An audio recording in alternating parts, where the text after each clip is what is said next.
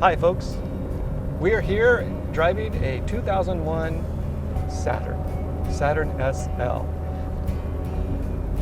Now this car was made, this generation, from 1999 to 2002, and this happens to be the 2001 model.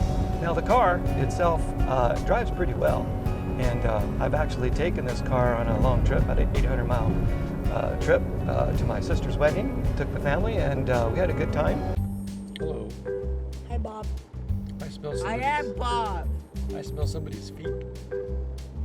Oh, would you put that? Where are we? I just said We're in Las Vegas. we're in Mexico. No, we're in Weed, California. We're in Weed, We're California. Weed, California, on our way to where? Mexico. No, On the way to Canada. not quite that far. Washington. No, my face. No. Anyway, we're going to Eugene, Oregon for sister's wedding, and we'll see you soon. Portland. No, that's not quite Portland. Voila. Voila. And it drove very well. It drives very well, handles very well. Now this car has a few miles on it. When I took it to Oregon, that's where I went to, it had over 100,000 miles, but you know what? The car just cruised great without a hitch.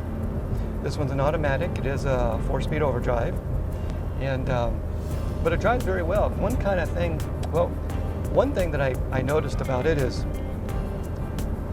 you know, it doesn't have a lot of speed, but what it does around town and around curves, it feels like a go-kart.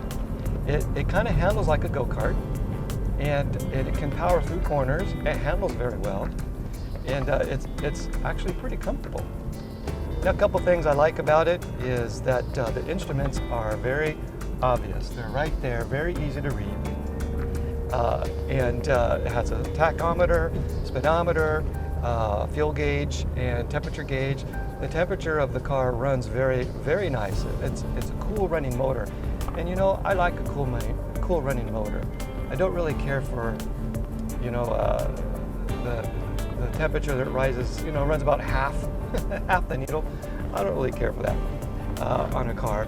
Reason why is I've had a lot of cars overheat on me, and you know, I just really like to have the car nice temperature and on the cooler side. And this one it's on the cooler side. Now you probably are aware that the car itself is built not with metal fenders and such like that. It's a fabricated. Now you probably know that the car doesn't have metal or sheet metal. It has fabricated material. It's supposed to be that if there's ever a dent, you can just go down and replace the panel, and then voila, you're off and running again. And this particular car looks really good. It's a nice looking car, doesn't have any dents, or the panels are all in pretty good shape. Now, a couple things I learned about the Saturn and my experience of driving it is there's a couple things. It has a 100 horsepower motor. That's right, 100 horsepower, which explains why they don't get a lot of speed out of the car. But around town, it does just fine. It does really well. On the freeway, it feels like it needs another gear. Now, I think what was common in about 2001 is the transmission and drivetrain. You know, people weren't really driving, cars in common weren't really going 80, 90, 100 miles an hour. And not that you're going to do that today, because, you know, the speed limits are what they are. However, people still pass you going 80, 90 miles an hour. And this car can keep up with, you know, a steady flow of traffic, but it's not a racer. But when you get to a hill, especially, that's really when the car struggles. It really has to downshift, and the RPMs go pretty high, although, you know, it's not in the red line. It doesn't break it. It's just a little concerning when, you know, in modern cars, you know, the drivetrain is geared a little better than that. Of course, there's a lot more horsepower than 100 horsepower. However, that being said, the car really does drive really nice. It handles, it's comfortable, and it's a small car. It's not one of those cars that you drive, it's a smaller car, that, hey, this feels like it's a big car. It doesn't. It looks like a small car, it feels like a small car. Which gives me, one reason I say it handles like a go-kart, which is a very nice fun factor. The fun factor that it handles like a go-kart is pretty nice. Now, I'm on just a regular road, going about 60, and it feels good. You don't feel like the car is lacking in any way, and that's pretty exciting. Get on the freeway, it still drives well, but you lose a little bit of the fun factor. Now it kind of feels like it's just a driver.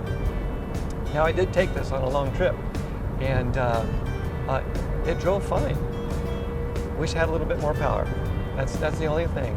But it was comfortable, it got us where we wanted to go, and I also found out with research, with friends that I have in the business, the Saturn was engineered to run on the Autobahn and the engines and such.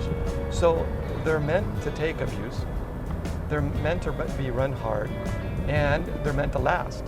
And this particular car has about 139,000 miles on it, and it doesn't miss a beat.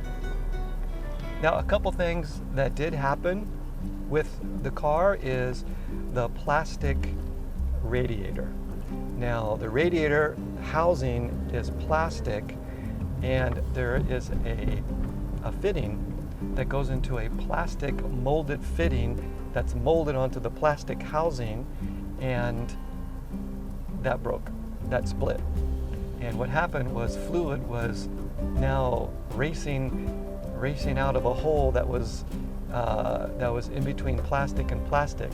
So I was able to put some stop leak on it, fixed it, and then had to replace the radiator. I don't really care for plastic on plastic radiators, but you know what? That's the technology they used then. And you know what? The radiator really only cost me $80, and maybe I could have found it cheaper. I know I could have found it for more than that, but that wasn't too bad, really. So parts for the car really are not that bad. And another thing I did was replaced the power door lock switch on the driver's side. That was kind of messing up, so I replaced that, and that was easy to get. Just got it on eBay and just popped out the old one, popped in the new one, and hey, it works great. And transmission still shifts great, and it's a good running car. And another thing I noticed too about this car is the radio sounds really good. I'm kind of a sound guy. I like good sound, and when I heard this radio for the first time, it was decent sound. I don't think I would go and rush out to get an aftermarket radio for this one. There are some cars, or even newer cars, that the radios don't sound as good as this radio. So I was pleasantly surprised, and very happy about that as well.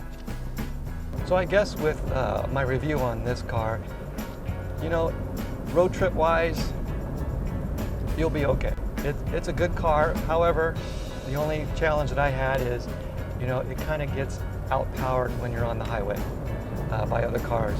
It does fine, but you know what? It's still comfortable, and it's dependable. That part is good, and it's cheap to fix. There's not a lot of parts that's going to cost you a lot of money on the car. Even motors are inexpensive if you ever have to replace a motor on it. So that's what I'm thinking. I think that it's a pretty good car for a road trip. Certainly around town, it's a great car as well. There are other cars that are better on road trips just because of, they have the power to do it. But this car certainly, it is fun to drive. It's fun to drive. That's really kind of the saving grace of the car. It's fun to drive. It's a nice little cruiser, and if you want to pick one up, they don't cost a lot of money to find used cars, and if it has a lot of miles on it, don't be afraid of it, because they still do pretty good, and they're not very expensive to fix up. So thanks for tuning in, and hope you liked the review, and feel free to leave a comment, and please subscribe to the channel, and we'll see you next time.